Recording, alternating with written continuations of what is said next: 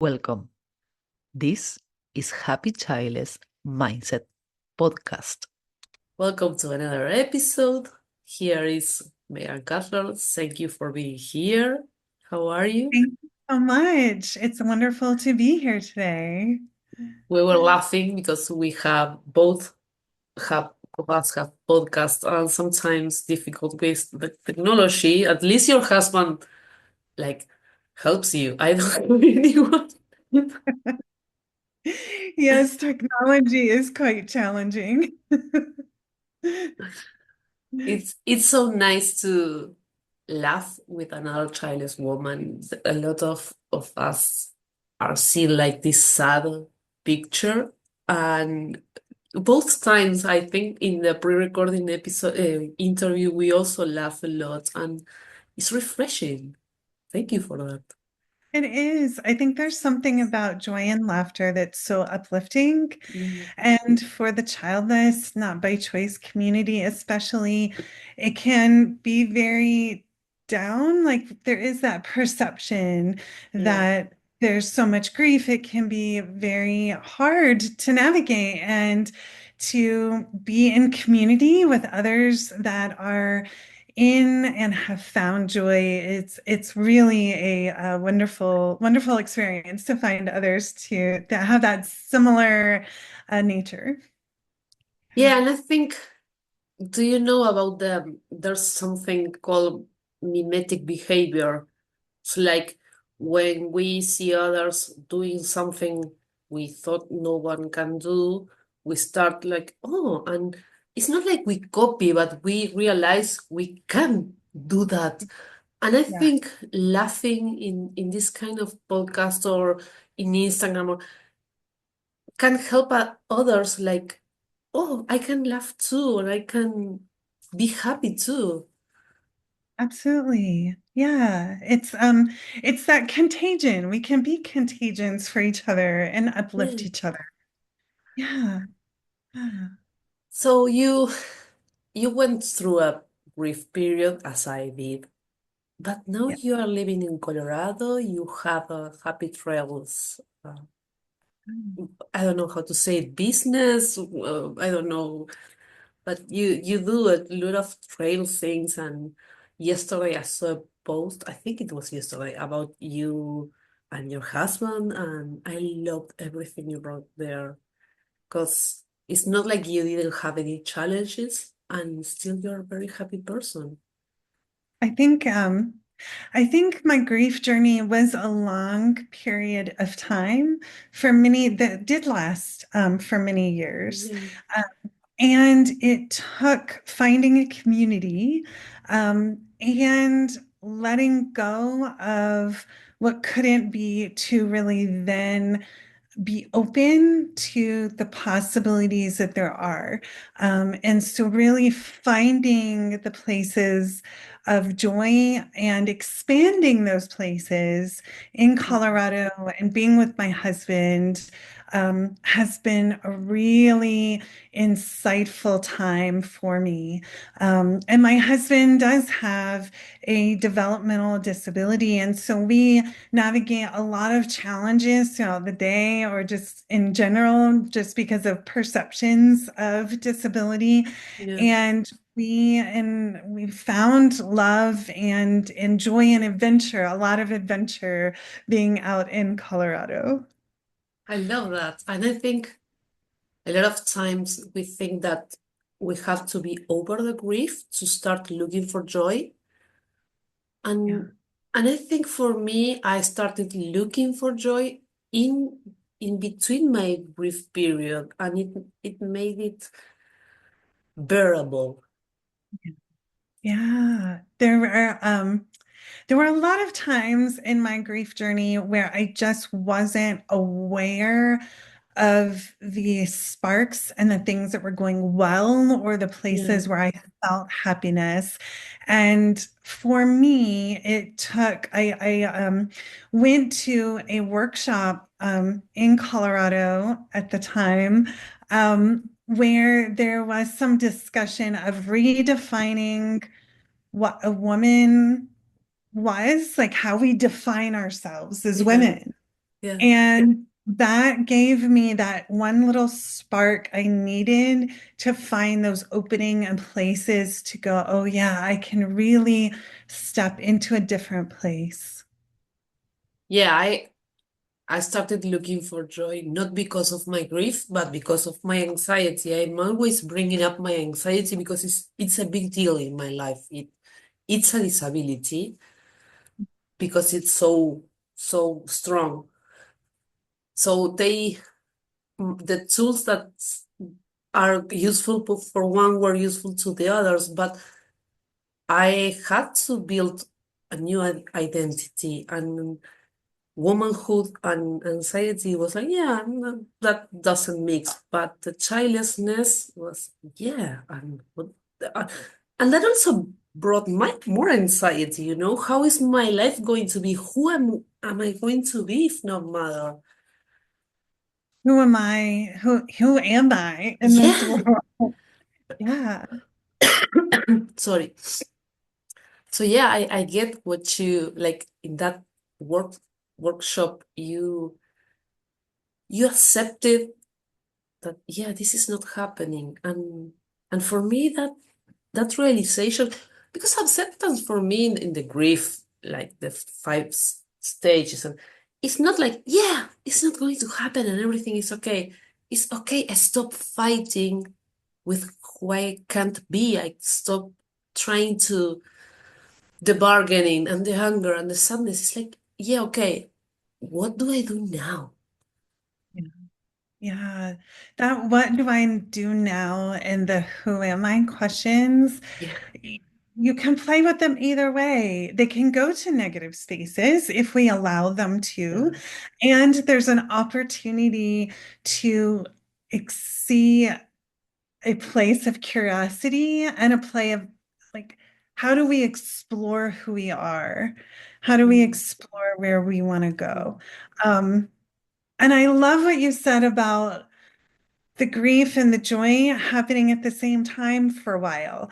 The workshop that I had gone to was called, and this is very profound for me, it was called What's Dying to Be Born. And what's dying is that what are we letting go of? Who of ourselves do we have to let go of? yeah, And also what is growing and creating within ourselves that we don't even see. And those are really happening at that same time. Yeah. yeah. I love what you said about seeing it as an opportunity, and with curiosity, I realize I do that kind of naturally, Mhm. Yeah. but maybe because the childhood I had, and it's like I now I'm free to explore that, Yeah. and somehow realizing and accepting, okay, this is not happening. I'm not having kids gave me that possibility. I usually picture two closed doors, like motherhood closed and the other one open, and there were so many other doors. I feel like there's like in the Benny Hill or some cartoons that there are a lot of doors in a corridor. I feel like Yeah. that, and I open one. Oh yeah, this is not for me, and I close it, and I open another one, and I love And that. It it was a little bit more unnatural for me. I think because there were so many cultural expectations. I grew up in the South in the US, and I think there are very prescribed Yeah, roles and functions of women and the trajectory to become a mother and how that was so expected in all of the messaging. And my own mother was very creative and free, but I think in other areas, yeah, there was that expectation of who I should be. So it took me a lot to find that curiosity, be able to go down the corridor and open multiple doors because it was defined as me that there was only one. yeah. And I had to do that for myself to open those doors and explore like, well, what does make me happy every day, or where do I see aliveness in my life? And that it had to be very intentional and not forced, but really thoughtful around opening other doors for Mm. myself. And culturally around me, there wasn't that support system. Culturally, I think I had the pressure, but I was always a weird person. I don't know why. I was always perceived as eccentric, and I often feel like the odd one. So maybe the leap to, yeah, I'm odd again or weird again wasn't so hard. It was sad and it was devastating because I thought, when would I be normal? Yeah. And in another aspect, I'm not able to be normal. But it was like, yeah, well, I can't keep pushing or being so hard on myself. I am who I am. And yeah. The So move to Colorado really offered an opportunity to ask those questions, to yeah. take some of the historical threads or the prescribed definitions of who I should be off so that I could really create and design like who I wanted to be for myself. I hope you are enjoying this episode. If you are, please support me so I can keep making this podcast. One way of doing it is making a small donation to my coffee. You can find the link in the description. Okay, back to the episode. Tell me about which are the doors, the corridors, doors that now are the ones that are always open for you. Like this door, I just remove the door because I want this in my life. To go along with our metaphor, um, since I was very young, I was a creative writer.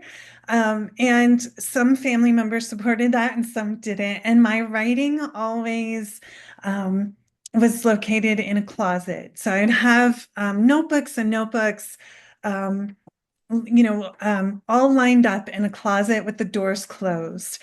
And when we moved to Colorado, obviously I took them out of the closet, out of the bookshelves, and now they sit in front of my desk, my working desk. So I see them every day, and it's a reminder of a time in my life when I found joy and that like adventuresome creative person on the page. And those aspects of creativity and artistic ability have grown and enhanced since making that move. And again, like really taking them out of the closet and letting light shine on them. It was like letting light shine on me. I love that. I absolutely love that Yeah. because I feel like you were hiding that creativity, that creation, and now it's in the open. I love that. Yeah. And one of the other aspects is the relationship with my husband. And I think for so long, because we were going through grief journeys at different paces, at different Mhm. times, we weren't really on the same page. We were each refining our identity in different ways. And so the ability to be with each other, have date days, not just date nights, but date days. And in Colorado, there's a different space. We go on a lot of hikes. We enjoy the scenery and the mountains here, and being able to be in a different location, in a different space, has allowed our relationship to grow as well. Mm. Yeah. I love that. Now it's the here it's fall, so you are and spring. You are starting the trails again and the nature again. Yes, we had our last snow maybe last week. But the snow here melts in a day or two, and then we can go back outside and go on walks. And so we've gone on a lot of walks and hikes to new places. We're always discovering something new, and that has been exciting as well. It's not always the same walk. And I think you did another metaphor about our childless lives, because it's not always the same thing. It's discovering new things. And Yeah, it's and those new things are big and small. The adventurous is like the big is being out in Colorado. The small is taking time to sit on the patio and watch the mountains sipping a cup of chai. That is something very small, very delicate, and it's allowing myself to nurture who I am in really small ways. So it can be like in these really huge moments and also these really tiny spaces as well. yeah, I think most of my joy comes from the everyday little things Yeah. that so many times we take for granted, like so I get that. And I would love to experience the everyday sitting there with my chai and looking at the mountains, because it's amazing. Here I sometimes go outside just to look at the sky, because I Yeah. live in a big city for 12 years, and I couldn't see the stars, and here I can, and it's a pleasure that I see most people take for granted, like, oh yeah, the stars. And for me, it's a big deal. And I think we can all find joy in those things, but we just need to know to approach it with curiosity, and then, oh, this brings me joy. I keep doing it. Yeah, it's like stepping into a different type of support systems for ourselves Mm. and allowing myself to do that, to have those places of gratitude, to notice things that we walk by every day and see them as a special or sacred moment really does provide that elevated sense of purpose. Yeah, Yeah, my purpose isn't going to be um, being a physical mother. It's just not. But my purpose is in all of these other moments and these places to impact the world and to enjoy life every day. yeah, I love that, because purpose usually is this huge thing, Yeah. and I don't feel like that. I don't want to I don't know, cure cancer. I can't. It's not in it's not even in my mind, because I don't.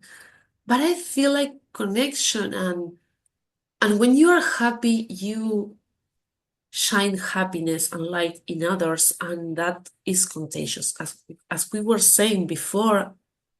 So my purpose can be like really selfish. To I want to be happy and in peace with myself, but it's contagious. It is. And, we have to let go of that it can feel selfish because it's not. It is for ourselves, yes, but in that taking care of ourselves, in that finding joy for ourselves, we interact with people every day and we Yeah, don't know how we impact them, whether it's just saying hello or having an in-depth conversation like we're doing here. We don't know who's going to listen or who's going to take away from these little moments we have every day. And the more that we can step outside and find that happiness with ourselves, those two things mix. yeah. I I kind of curated my feed in Instagram and to see positive news and uplifting content. And one of those things I love is those reels where someone is just walking and someone else yells like, "You're beautiful today," or "Blue is your color," and the smile in the people that receive the compliment. And to be able to give that compliment, you have to be in a good place because otherwise you are just criticizing everything and judging everything as why not me, or you know, being happy makes me more relatable too. Yeah. Yeah. It makes you more relatable, and we see the world differently. Yeah. Like, we can be in the same exact space and be like have different lenses and see Yeah. the world completely different ways. And there is this moment where we're able to impact someone else or uplift someone else in a new way or a different way. And I love seeing the impact, and so much we don't acknowledge it, which is fine.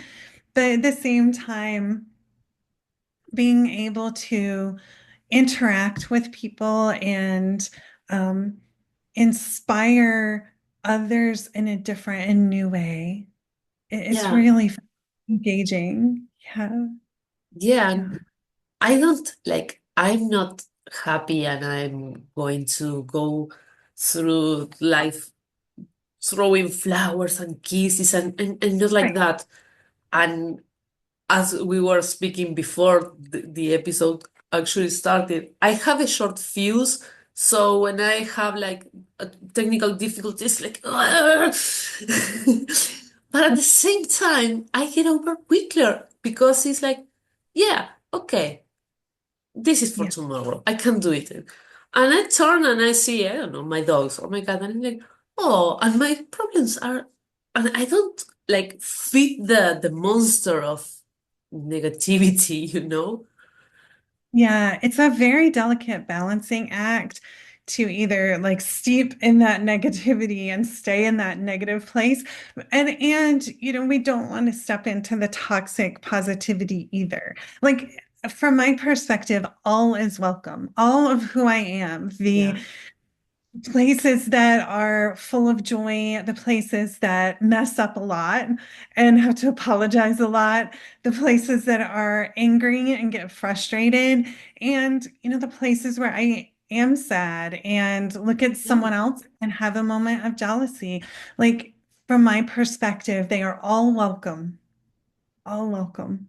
yeah. I do the same. Like I allow myself to get angry, to think why she's a mother and not me, or but at the same time, I feel like, okay, I had that moment. Now I need to switch again Yeah, because it's so easy to get uh, absorbed in that negative. But I hate toxic positivity. I had a psychology that she was, oh my God, I wanted to kill her. And I yeah, told her, like, I can't keep coming to therapy with you because you infuriate me. Like I, yeah. I'm I'm having a panic attack. But you're so awesome. No. I want to be real. Yeah. You need to Let be real. yeah, I'm don't don't tell me you're awesome. Don't minimize because it's I felt Yeah. so I hate that extreme because it's extreme. Yeah. Yeah. I think one of the things that helped me find what was real for me was to allow myself a lot of experiences over time and go, yes, I like that. No, I hate that. Yes, that brings me life, or I feel energy in that place. Oh, these people make me feel awful. I really don't like them. Yeah. I don't need to see them again. Like being able to step into offerings and then to go, ooh, what do I like and not like?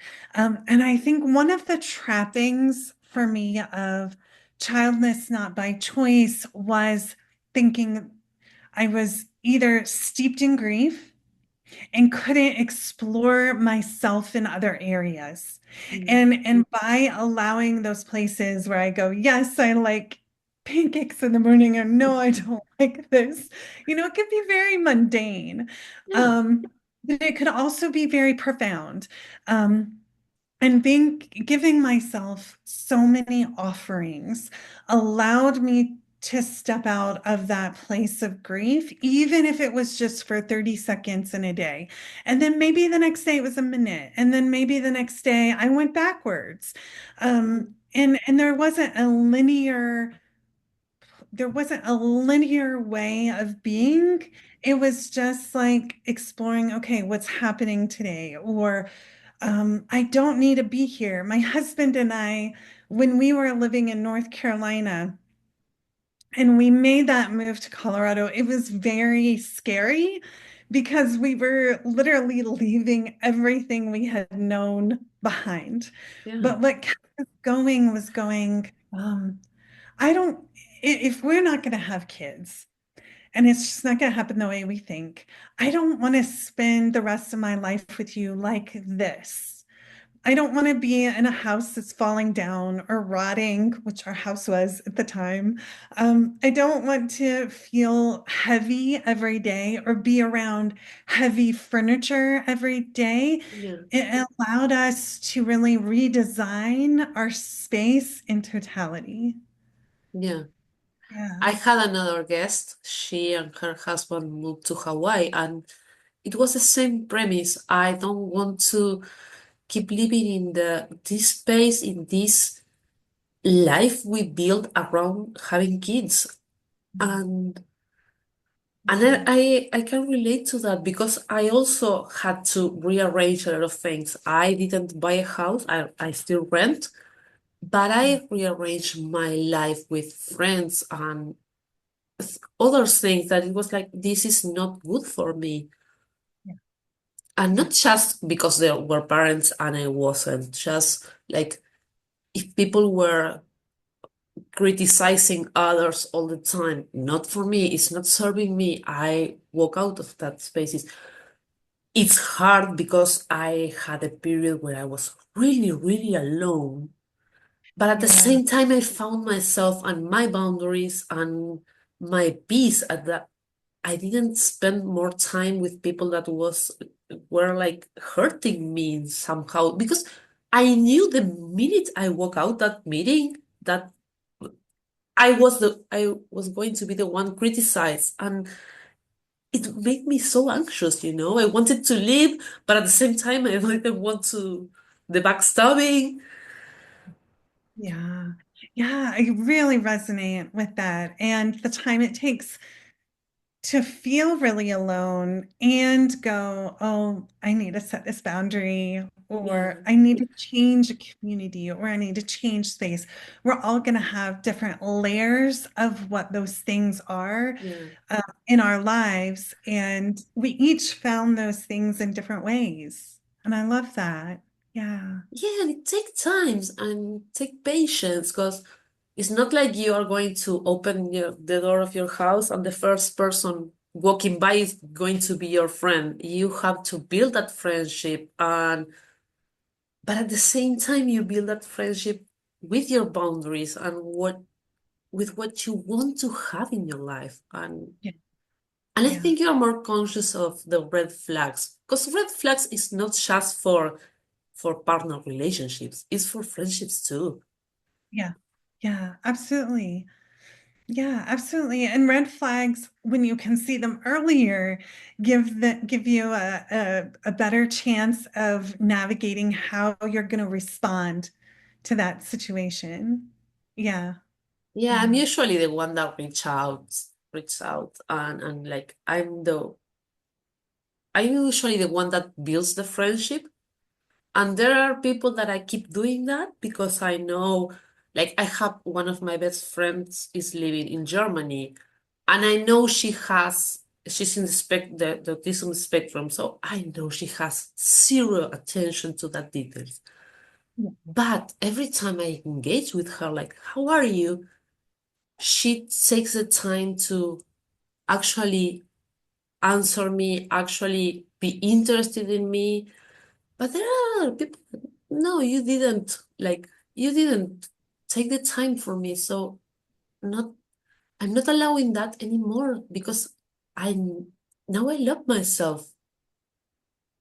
It's in those places where we can set boundaries that we're really defining what brings me joy. I just Yeah. heard that with like this particular person, if they don't respond or if they do respond, that's how we help define for ourselves what brings us happiness or what is a positive relationship or friendship.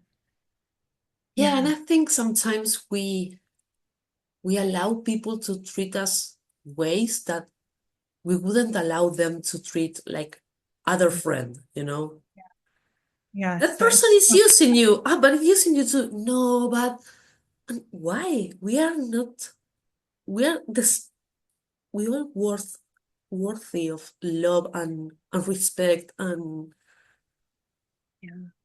Yeah, that is such a poignant, true point because that childless not by choice for me, I didn't think I was worthy of joy or yeah. happiness or a good life or a different life. And being able to say, I am worthy of good experiences, good relationships. I am worthy to say no to things. Um, that is so, so important. I'm so glad that you said that because it just resonates with me all of the times where I've not thought I was worthy, where I Yeah. let myself just stay in a stagnant place in a poor relationship dynamic and not think I was worthy of anything else in life. Yeah. I I think most of Chinese people go through that. Yeah. Like especially when our friends are parents and we feel like, oh, but they don't have time for me and we are always available. And so yeah, it was hard for to walk away from that, Yeah. but in the long term it felt better. And I Yeah. feel like the people that I relate to really want to relate with me. Yeah. Even if we don't show the same amount of how are you or sorry, I have a my No, no. dog is here and a hair of her was in my mouth and I got distracted, of course. I have a husky and she is the same way. So. I don't know what I want to show you, but oh, she got kind of hair. Oh no. Oh, hello. She's super fluffy and she's like uh, Mm. I lost the track of what were we telling, but yeah, Oh, being living. Yeah, yeah, yeah. but Mm. I think pets are for a lot of us so great, so helpful to feel unconditional love. Yeah, yeah. We our husky. Mm. When we were in North Carolina, we had a German Shepherd, and she was a very challenging dog. She was very aggressive, and we decided to keep her. And one of the reasons why was we had the space and energy to take care of her in a way that she needed. And she had a level of happiness when she was not fearful that we would go on walks together and she would literally inhale the world. I would tell this phrase to my husband. She would inhale everything. And I mean, and she was so aware of what was going on around her. And our husky's a little different. She has that same level of over exuberant joy in a very husky vocal way. Um, but she's probably happy on like all the time. But what I loved about our dog Kona was inhaling life. And in seeing her inhale life and taking time to um, be aware of everything and enjoy everything when I was with her, she like I stepped into that place of there's so much more to life. There's so much more to experience and to step into, and I want to be a part of that too. You know, you tell about the two personalities of your dogs, and I feel like leaving aside the abandoned dogs and the really scared ones, and it happens with my cat too, because it's not just for dogs. I feel like when they feel safe, they can be themselves, and it's like, yeah, I'm awesome. And I wish more people can would tap into that, I'm worthy, I'm awesome, especially with cats. Cats have this like, I'm your royalty. But dogs do that too. My two dogs, I found them in the street, literally in the street. They were strays, and once they figure out they were safe, they have so many quirks that make me laugh, and they are unapologetically themselves. They are like, yeah, I like to, instead of uh going down to the floor, they just lift up the forepaws and boom. And for me, it's so like, you're so weird, I love you. You know? But as persons, we get this shame of, no, what everyone is going to think. And I read Yeah. this quote that there's someone that will love you with everything you are. And I love that. And it's not always a child. And then I don't love my mom with everything he is. It sounds awful to say, but we have a really hard relationship. She tries to change me and I don't want to, so we fight. Yeah. My mom passed away unexpectedly when I was 25.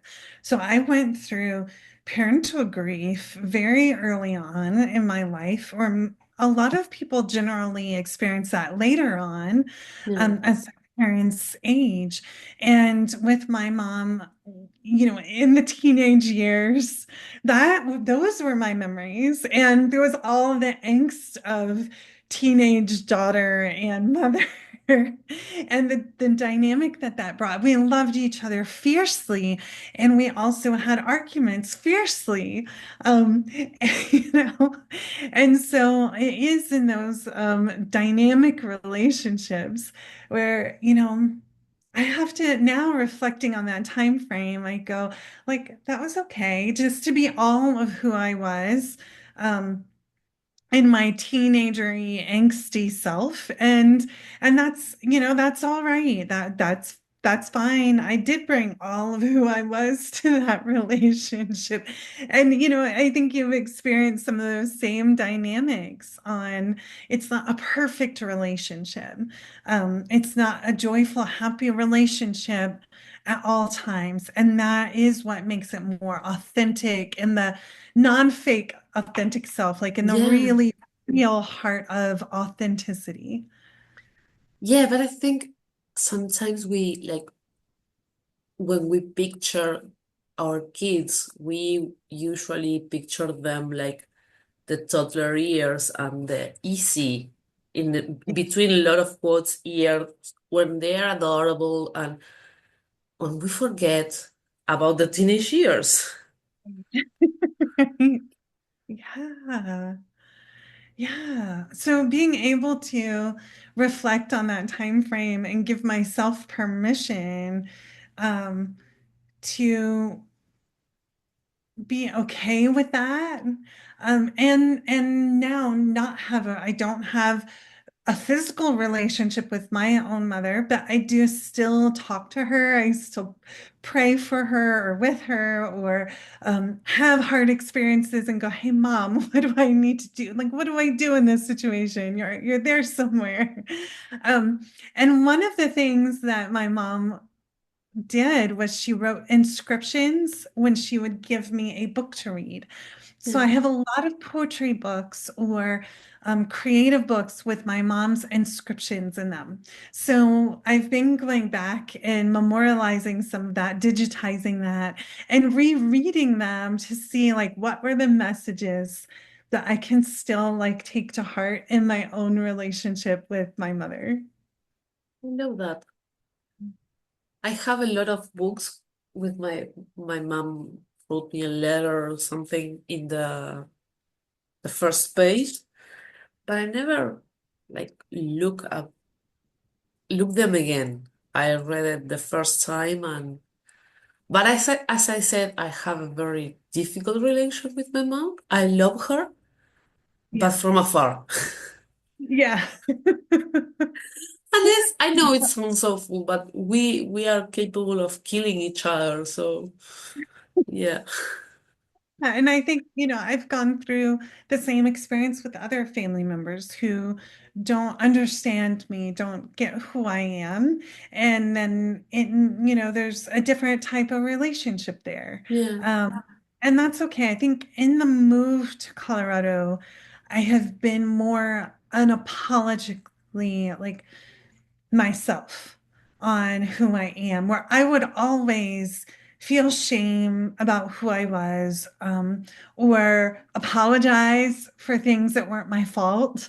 I was notorious for apologizing for things that were I not think that's a women's trait because I do it every second, and it's like sometimes I apologize for because it's raining, and it's like, right. uh, Something that has nothing to do with anything in our control. yeah, Um, Yeah, so I'm working on that. It's still something I'm working on. But being in a better place where I feel really open, where I feel healthy, I have stopped doing it as much. yeah. Yeah. Yeah. I love Mm, how you said that that is a work in progress yeah. because I feel I'm always a work in progress. Yes. And Yes. but sometimes like I think I don't say it enough. Like it's not like I conquer the mountain and yeah, everything's all right. It's an everyday choice and even almost every minute choice of where do I put my attention? What do I do with my time? Who do I relate to? And it's an ongoing process. But it Yeah. also keeps my life interesting. Yeah. Yeah. It is an ongoing process. Yeah. Yeah. It is definitely an ongoing process. I woke up the other day in a very foul mood. You can just wake up cranky. And I woke up cranky and I walk my husky very early in the mornings. She has a lot of energy, so that is the first thing I do is get out of bed and walk my husky. And I was just not happy about that. I was very crabby. And in the walk, in the steps of the walk, going, okay, I know I don't feel great right now. What do I want to do today? If there's just one thing I'm going to get done, if there's one thing I want to put my attention on, then where can that go? And the rest of the day, I give myself permission to just nurture myself, or it's okay to be in an unhappy place and, and that's perfectly fine. But what is the one thing that I can do? And it's in doing that one thing that opens up that space, like we were talking about before. Yeah. Yeah, I completely relate. Sometimes like I get these